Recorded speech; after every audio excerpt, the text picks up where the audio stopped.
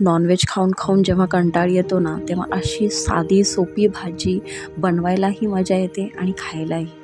चला तर मग आज आपण फ्लॉवर बटाट्याची भाजी बनवू.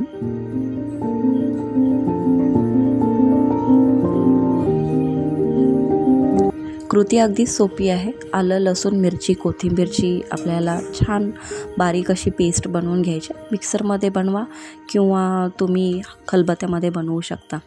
पॅनमध्ये थोडंसं तेल घेऊन आपल्याला ही जी पेस्ट बनवलेली आहे ती टाकायची आहे. सोबतच आपण कांदा, टोमॅटो, मीठ, हळद या सर्व गोष्टी छान व्यवस्थित भाजून घेणार आहोत. भाजून झाल्यानंतर आपण जे फ्लॉवर आणि बटाटा साफ करून चिरून घेतलेले आहेत ते आपण त्या तेलावरती परतणार आहोत. लगेच लाल तिखट टाकायची घाई नाही करायची.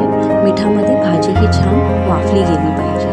त्यामुळे थोडंसं आपल्याला परतून घ्यायची आहे भाजी आणि झाकण टाकून एक 5 मिनटं आपल्याला वाफ येऊ द्यायची आहे. तुम्ही पाहू शकता की आपल्या भाजीला छान वाफ आलेली आहे आणि थोडं पाणी सुटलेलं आहे. मिठाचंच पाणी आहे ते. त्यामुळे आपण काय करायचं आहे, आता हे परतलेली जी भाजी त्यावरती माझा फेवरेट कोल्हापुरी कांदा लसूण मसाला टाकायचा आहे आपल्या आवडीप्रमाणे.